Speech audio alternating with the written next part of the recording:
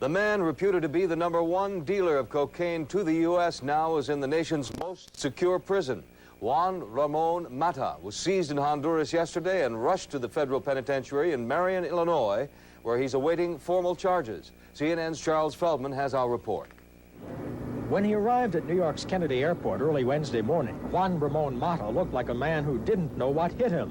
What hit him was a massive raid by Honduran police on his home in Honduras.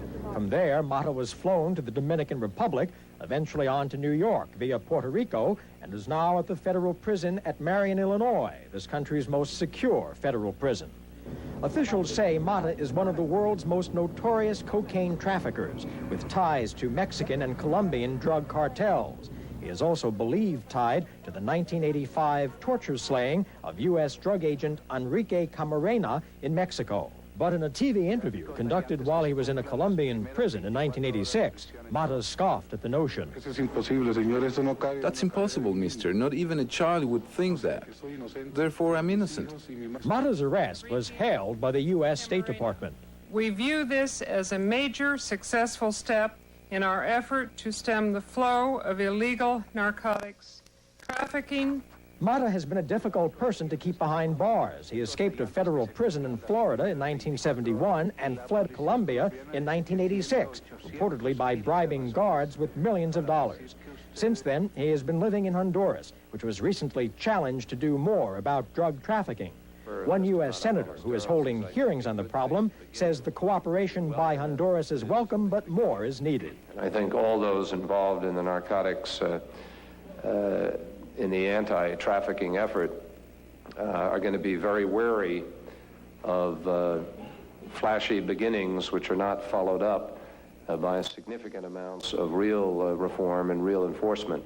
Mata came from humble beginnings, but by last year was suspected of shipping thousands of pounds of cocaine to Florida, where they were then seized. In third world countries, some people look up to people like Mata. In the case of Mata Ballesteros and certainly several of the major violators that you see in Central and South America, they're becoming folk heroes. It is unclear at this time where Mata will go next, although Los Angeles is said to be a strong possibility.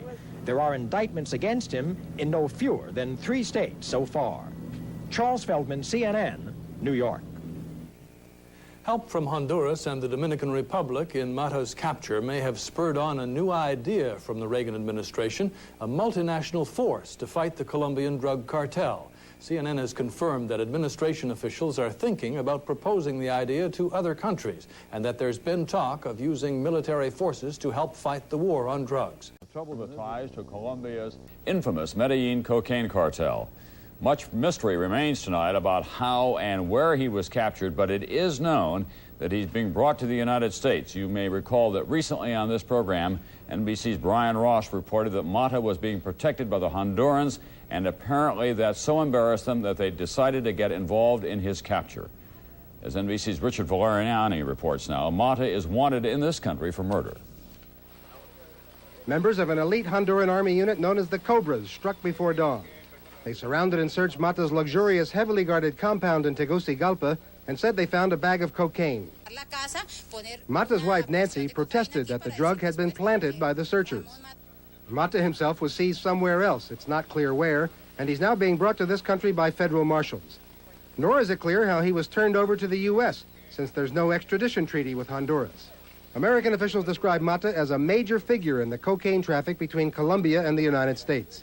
They say the largest coke shipment ever seized in this country, 8,000 pounds in Miami last year in hollowed-out furniture, came from Mata. His trademark white Mercedes is well known in Tegucigalpa, where he's lived since reportedly paying $2 million in bribes to get out of a Colombian jail in 1986. His personal worth is estimated at $2 billion. Mata is wanted in the U.S. in connection with the 1985 murder of American anti-drug agent Kiki Camarena in Mexico, and he faces a number of drug charges as well. Because of Mata's links to high-ranking Honduran military officers, American officials say he had the run of the country and conducted his drug operations freely. But now, American law enforcement officials speculate that the Honduran military, stung by widespread reports of their involvement in drug dealing, went after Mata to show that there were no Noriegas in Honduras. Richard Valeriani, NBC News, New York. And that is a reference, of course, to Panamanian strongman Manuel Noriega, who was heavily involved in drug trafficking as well. Today, National Security Advisor Colin Powell admitted that U.S. economic sanctions have not been enough to force Noriega out.